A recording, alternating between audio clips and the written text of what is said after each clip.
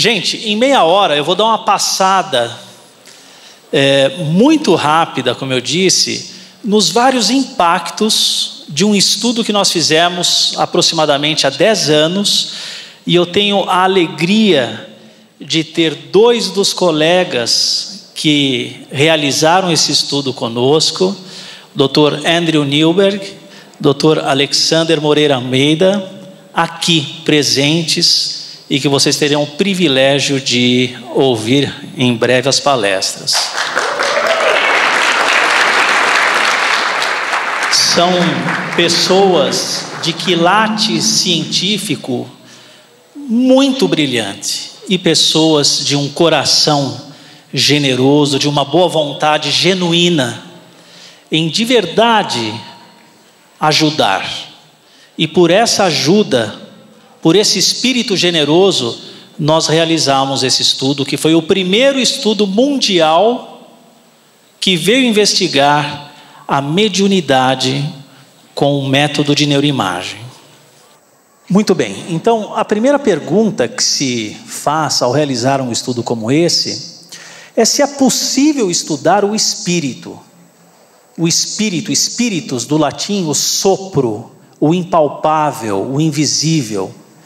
E a possibilidade que a gente tem de estudar o espírito é justamente através da comunicação espiritual. Através do médium, através daquele que manifesta a comunicação do espírito.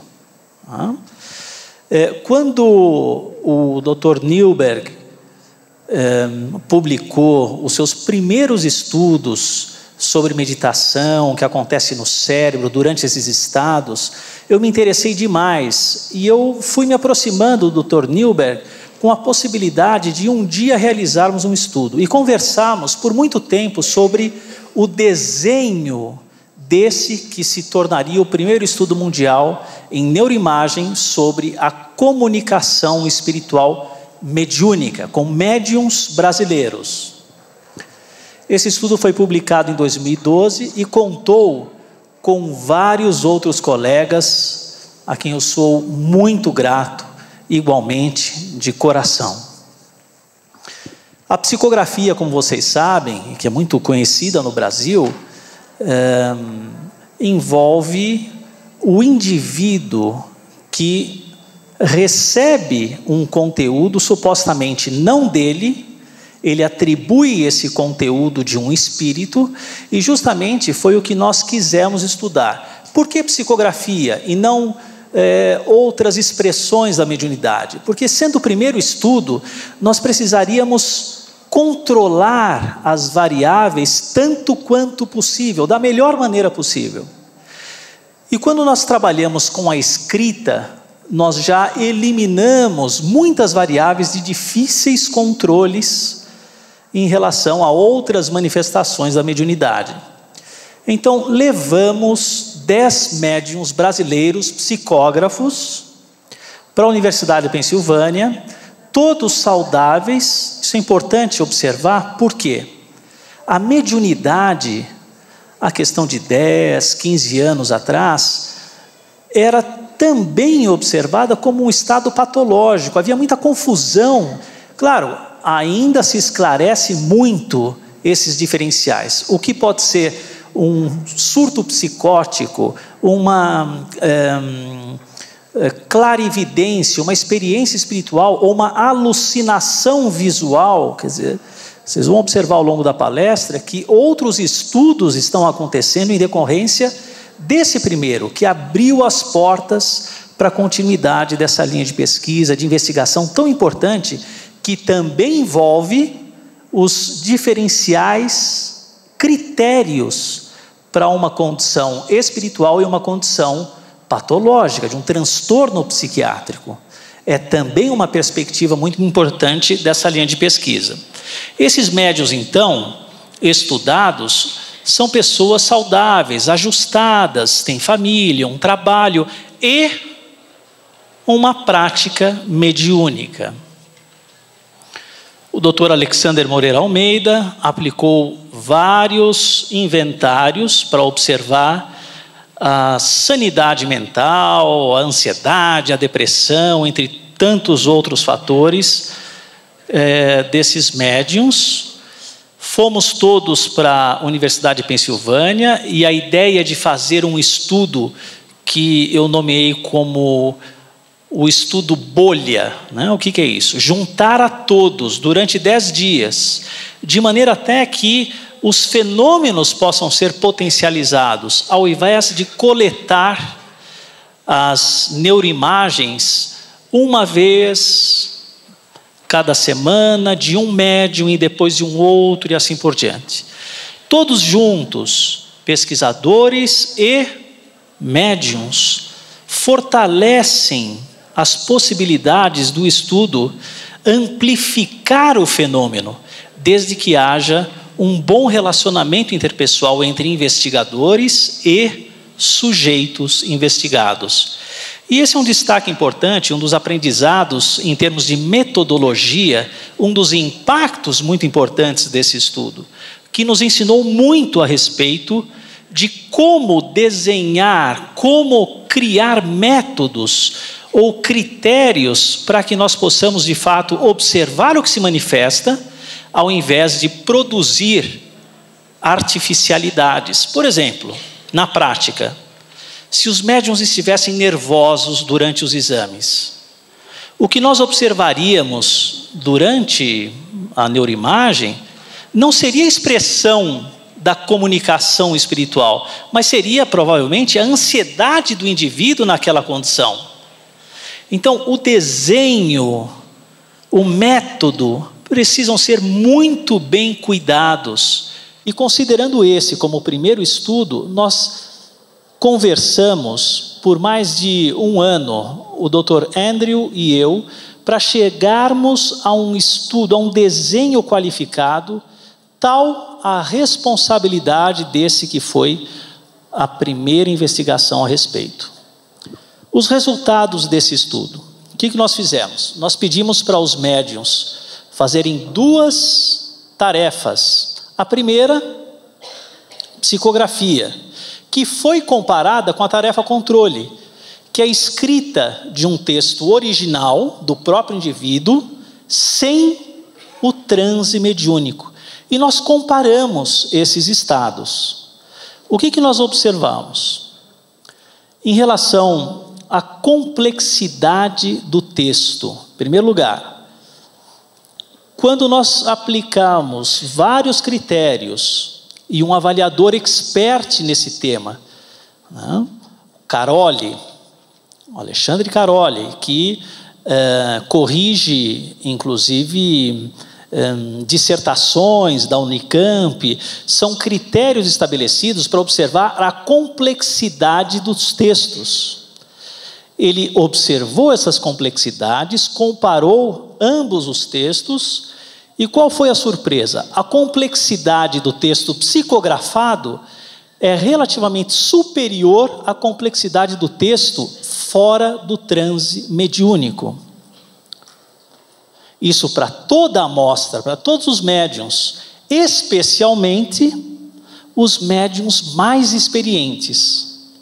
Eles tiveram textos mais complexos na psicografia, e em termos de neuroimagem, de perfusão no tecido cerebral, as regiões relacionadas à atenção, os circuitos atencionais, de criatividade, as estruturas que envolvem esses circuitos tiveram uma menor atividade durante a psicografia em comparação com o texto fora do transe mediúnico. Essa é uma ideia justamente em imagem didática do que eu acabo de falar. Os cérebros dos médiuns mais experientes tiveram menor atividade durante a psicografia em comparação com a condição de escrita fora do transe, enquanto o texto que eles produziram, assim como os médiuns iniciantes também, foi mais complexo. São várias as possibilidades, as hipóteses de interpretação desses achados, né? Mas eu queria destacar uma entre várias outras, que diz respeito justamente ao que os médiuns dizem. Não foi o nosso cérebro que produziu esses conteúdos, mas o espírito comunicante. Eles manifestaram conteúdos sem planejar esses conteúdos. Agora, curiosamente, esses conteúdos têm uma estrutura narrativa complexa. Não são conteúdos aleatórios, são conteúdos muito bem estruturados, o que descaracteriza uma série de outras hipóteses, né? Inclusive fraude, por várias razões que não daria para a gente aprofundar agora no momento, mas, por exemplo, um estado de relaxamento, o indivíduo meramente relaxado não poderia produzir textos complexos como foram produzidos. Considerando o primeiro estudo mundial, muitas perguntas vieram, e eu vou entrar agora nos impactos. Não foi um impacto único em relação a esse primeiro estudo, mas em vários campos esse estudo trouxe benefícios significativos.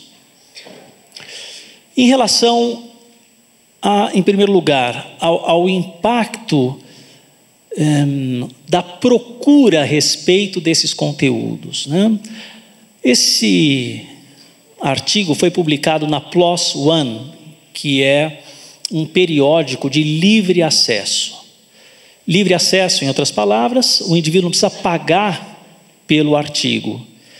E logo nos primeiros dias, 16 de novembro a 21 de novembro, foram quase 6.000 downloads, o que significa interesse, leitura, não é simplesmente clicar. As pessoas baixaram o artigo. E essa proporção foi em escala. Quer dizer, em outras palavras, muitas pessoas tiveram interesse nesse artigo.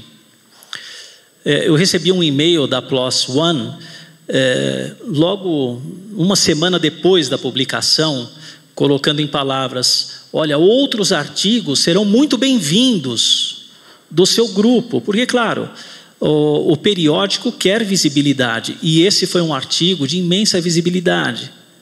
Por quê? Por uma demanda reprimida. Muitos profissionais da saúde querem saber a respeito. Poxa vida, é um estado de transe, é um estado mediúnico, é um estado dissociativo.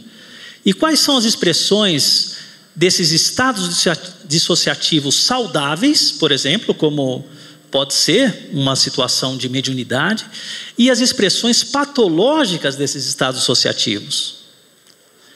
Então, grande número de profissionais, da área da saúde especialmente, continua procurando e significativamente conhecer esse tema, baixando esses artigos a respeito. Na mesma época, mais de 20.000 citações, matérias em revistas nacionais e internacionais. O artigo chamou muito a atenção, outra vez, ao grande público e também aos profissionais da saúde. Por quê?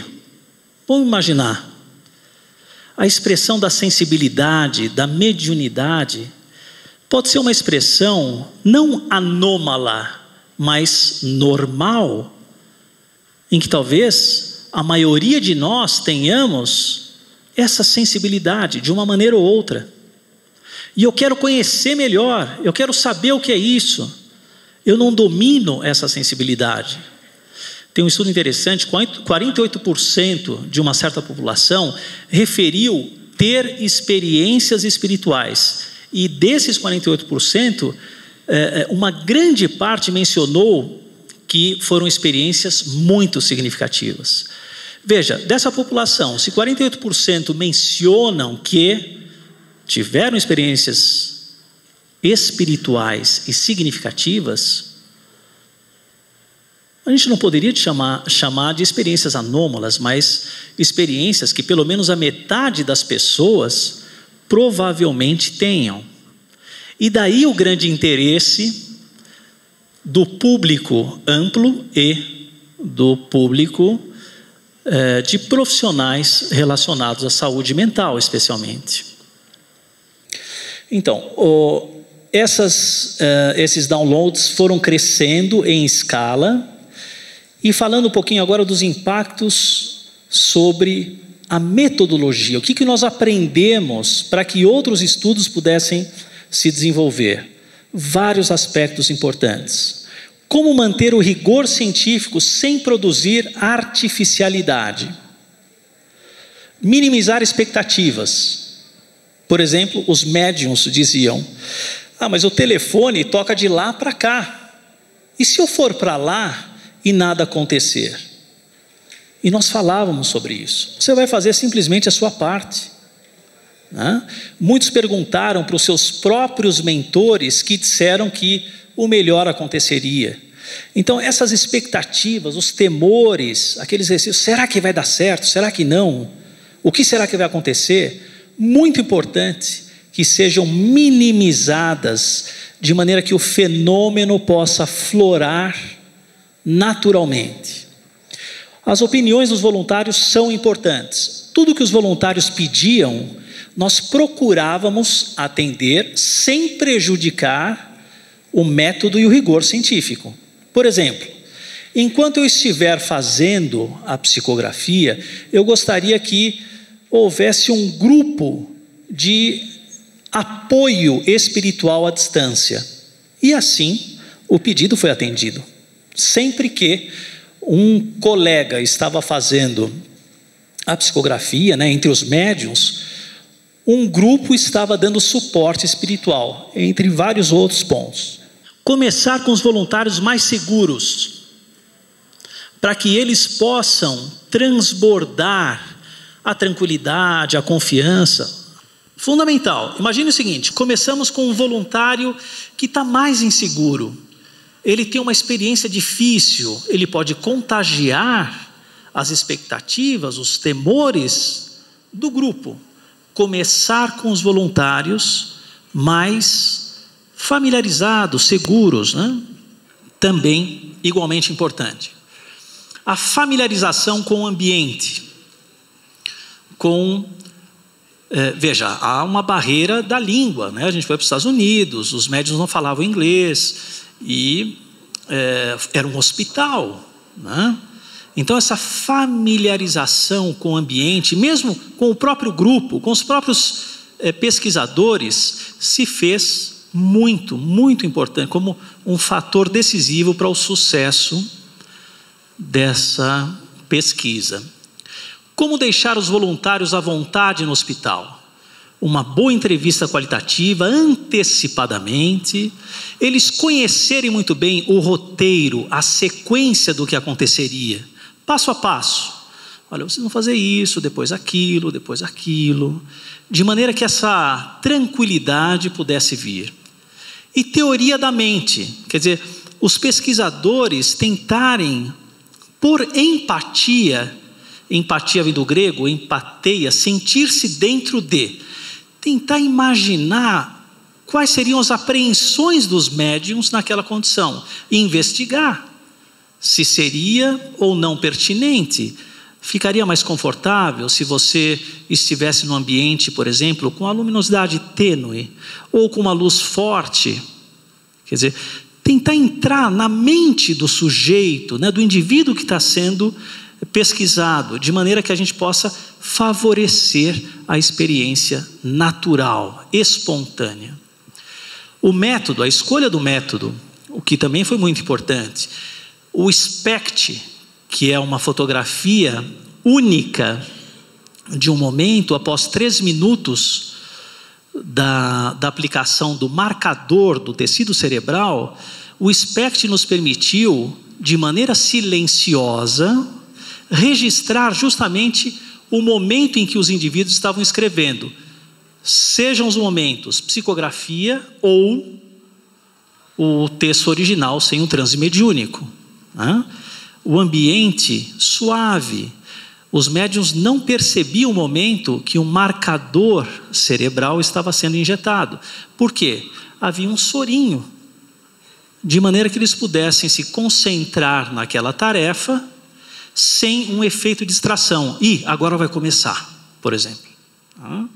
Ou sem o efeito de um ruído que é bastante intenso, de 80 decibéis, numa ressonância magnética funcional. Então nós optamos pelo SPECT por razões metodológicas, o que foi muito importante. O desenho neurofuncional, preferencialmente o mais simples possível, subtração de duas condições similares. Nós fazíamos então a aplicação do marcador cerebral e depois da experiência é que o indivíduo ia captar as imagens do cérebro. Por quê? O marcador já estava impregnado no tecido cerebral. A gente poderia ver exatamente o que aconteceu há algum tempo atrás, porque esse marcador tem um tempo de duração. Ele fica no tecido cerebral por mais ou menos 12 horas. Vejam quantos cuidados, né, gente? Quantos detalhes. Numa visão simples, é como se a gente estivesse subtraindo duas condições similares, com um diferencial, a experiência mediúnica, a comunicação. Então são escritas, as duas pranchetinhas. No entanto, essa escrita tem o diferencial da comunicação espiritual.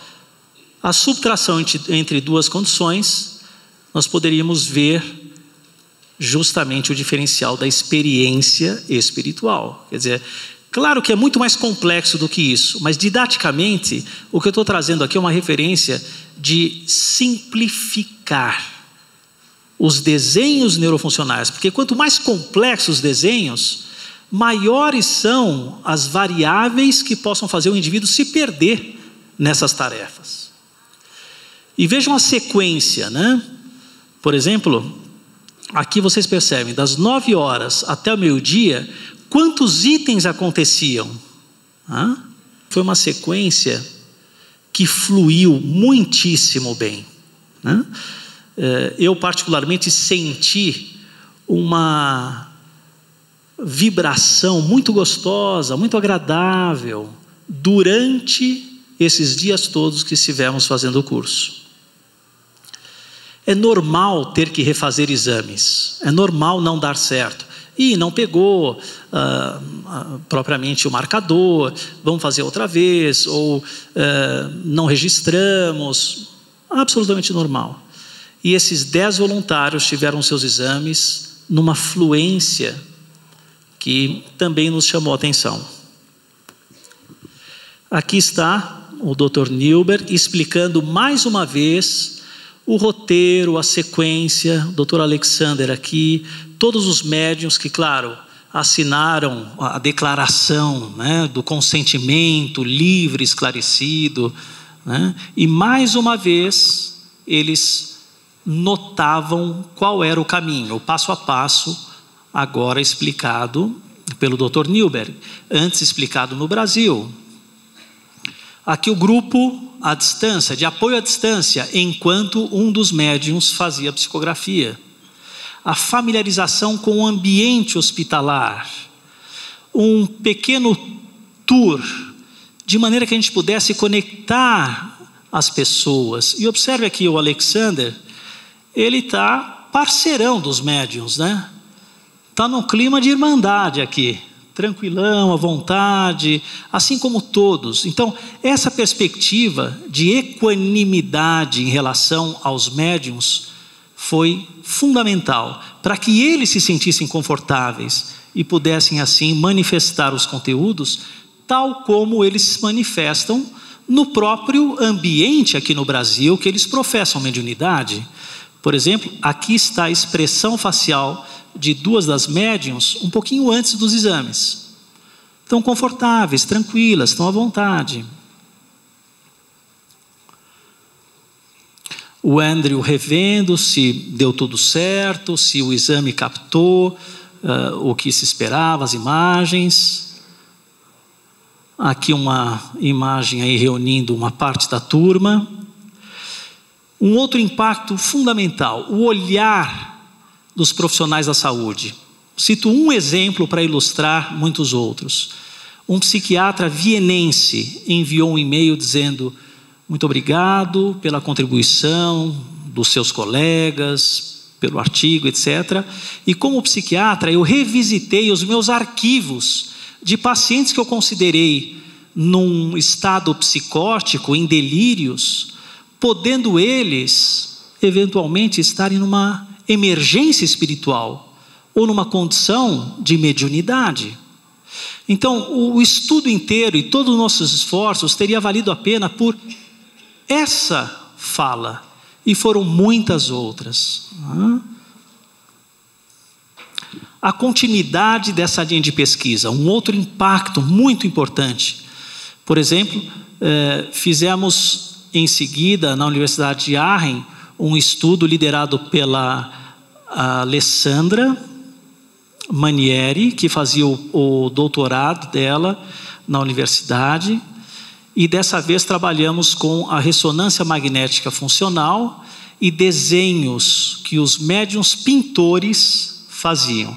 Esse estudo não foi publicado ainda, será publicado numa edição especial que eu estou organizando, que em breve certamente estará acessível a todos vocês. Algumas imagens desse estudo, que foi justamente o próximo passo, em decorrência do primeiro. Uma cena rara, quer dizer, os médiuns pediam que houvesse uma condição de passe antes que eles fizessem o exame propriamente, e assim foi respeitado. Isso não implicaria absolutamente em qualquer prejuízo do método rigorosamente científico. E assim o estudo transcorreu. O grupo de apoio, outra vez, aprendizados do anterior, e os médiuns, outros médiuns, solicitaram esse grupo de apoio espiritual. Em decorrência desse estudo, numa das palestras, um investigador do Laboratório de Neurociências da University of New South Wales me pediu que eu fosse lá, desse uma palestra, e nós criamos um desenho para estudar as expressões de dot paintings da comunidade aborígene na Austrália. É muito difícil para os australianos estudarem a comunidade aborígene, mas outros estudos estão em curso e podem acontecer cada vez mais. Então foi a abertura de um vértice a respeito de experiências mediúnicas. Os aborígenes têm um termo para experiência mediúnica. Eles consideram os dot paintings, essas pinturas que eles fazem, pinturas que os espíritos avisam quais são, por exemplo, os momentos mais importantes para descansar, ou se há um perigo iminente, como se os espíritos comunicassem através da pintura, o que é muito interessante também. Mais pesquisas devem abordar critérios de distinção entre as expressões dissociativas saudáveis e patológicas no âmbito da mediunidade. Novamente, Alessandra Manieri, com o mesmo grupo na Universidade de Aachen, publicou há 2 anos no Psychiatry Research um estudo belíssimo que vale a pena realmente ler e com detalhes. Eu vou só mostrar a frase final, não vou precisar mostrar para vocês o desenho funcional, mas o que o estudo encontrou? A maior diferença entre as experiências mediúnicas parecidas com experiências psicóticas, quando comparadas com as experiências psicóticas de pacientes esquizofrênicos, é que os médiuns podem propositalmente, voluntariamente, entrarem nesse estado, assim como saírem dele. Enquanto os episódios psicóticos de pacientes esquizofrênicos não caracterizam a mesma voluntariedade. Eles estão numa condição que não conseguem controlar ou saírem dela. Agradeço mais uma vez a oportunidade de estar aqui com vocês, o convite, e fica aqui a minha imensa gratidão. Muito obrigado a todos e o meu grande abraço.